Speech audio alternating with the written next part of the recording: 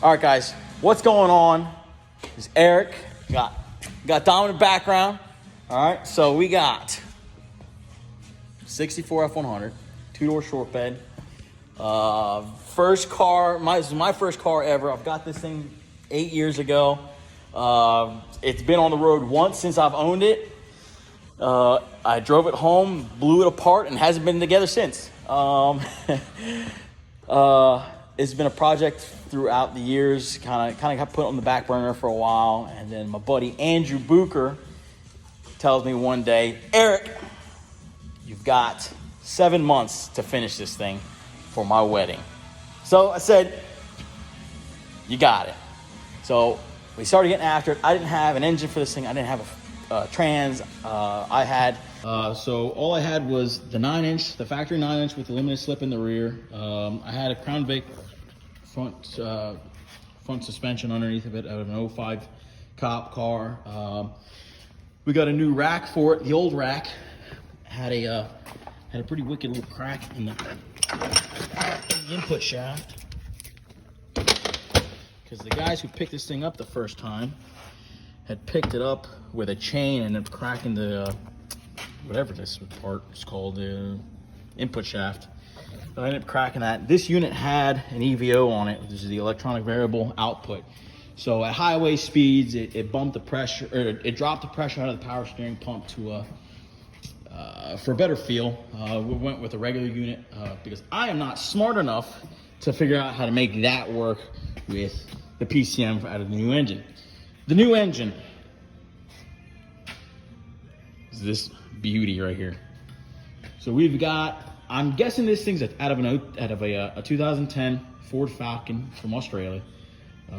It's a 4-liter Ford motor, also known as the Barra.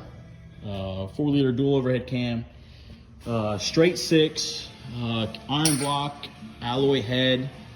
What do I know about it? It's got a 10.5, I think it's a 10.5 or 10.4 to 1 compression ratio.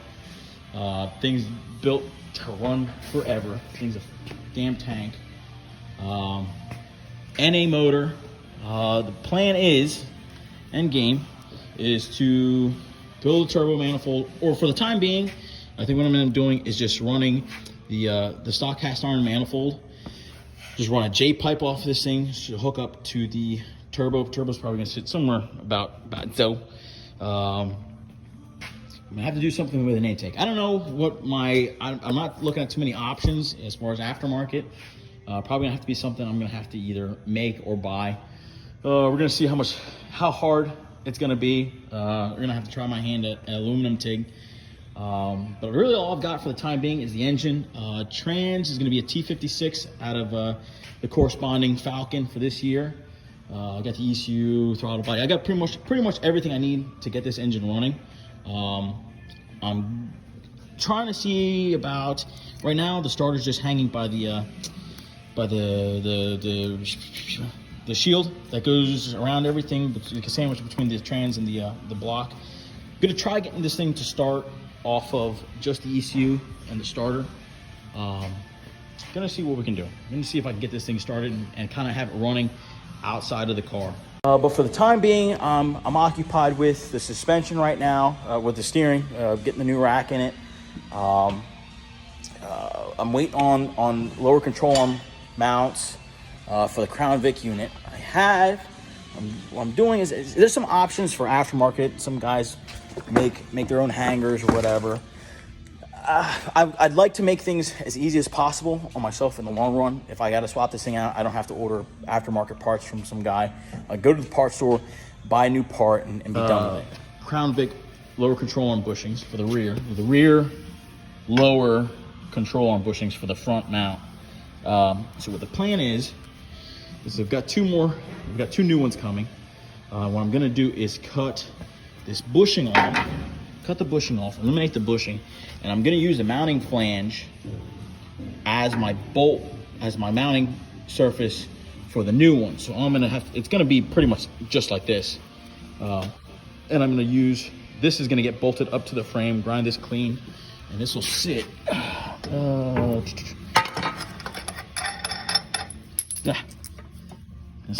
I can't situate it because the cross member's sitting funky right now. So it's gonna sit like that. So if I ever need a new one, I can just go to the parts store, buy me a new bushing, and be done with it. So that's gonna be that. It's not going on bags. We're gonna do coilovers all the way around.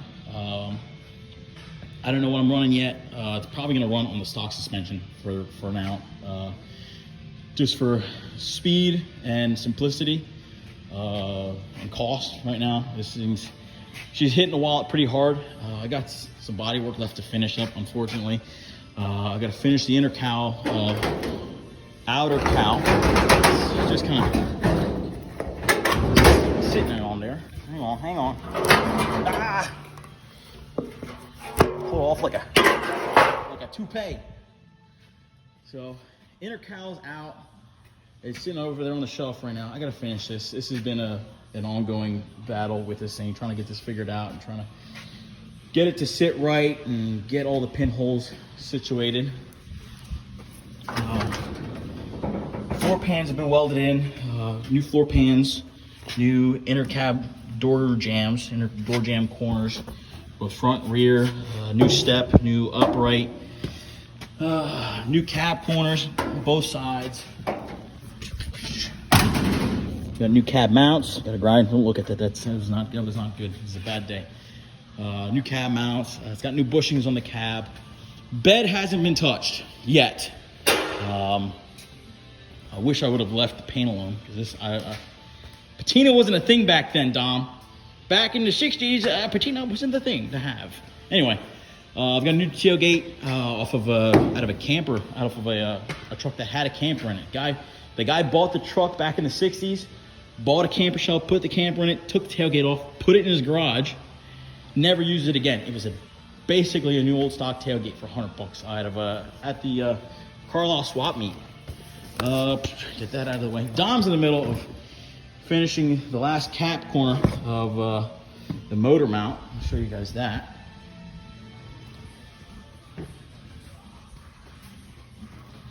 So this was the one motor mount that I got completed.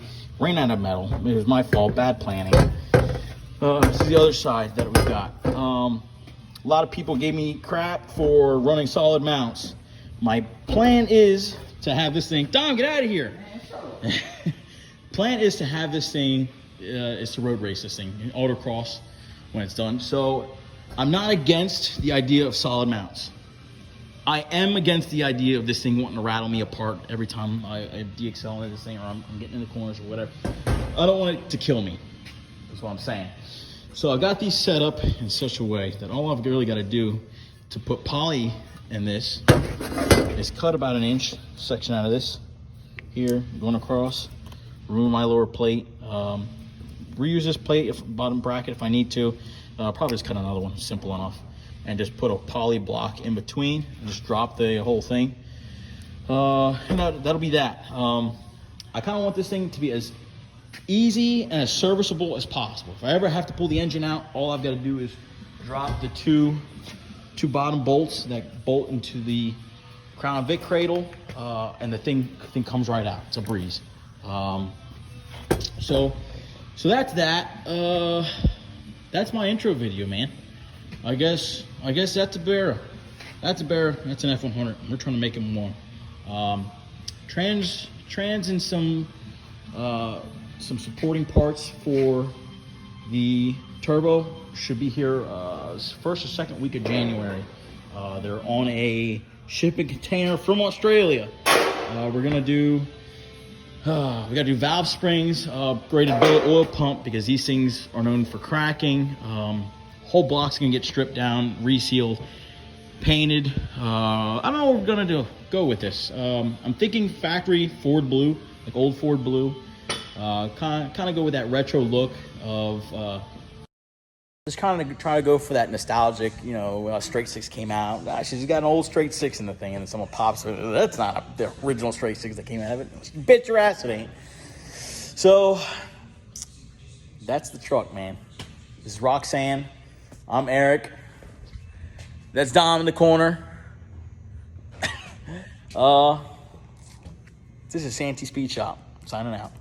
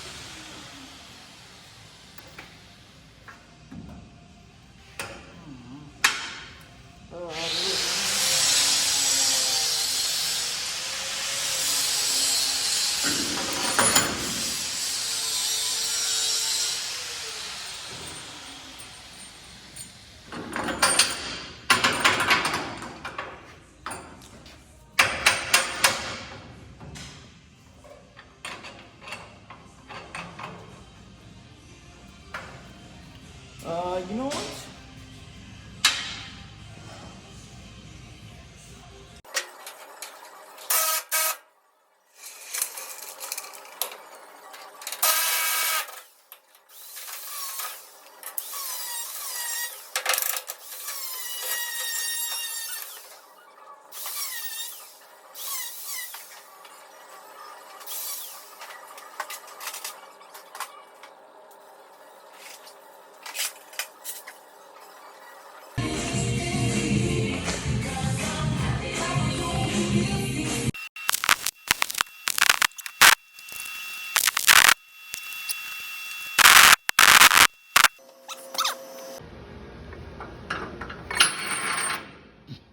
Why?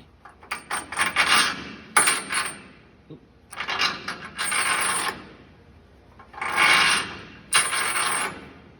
Interesting.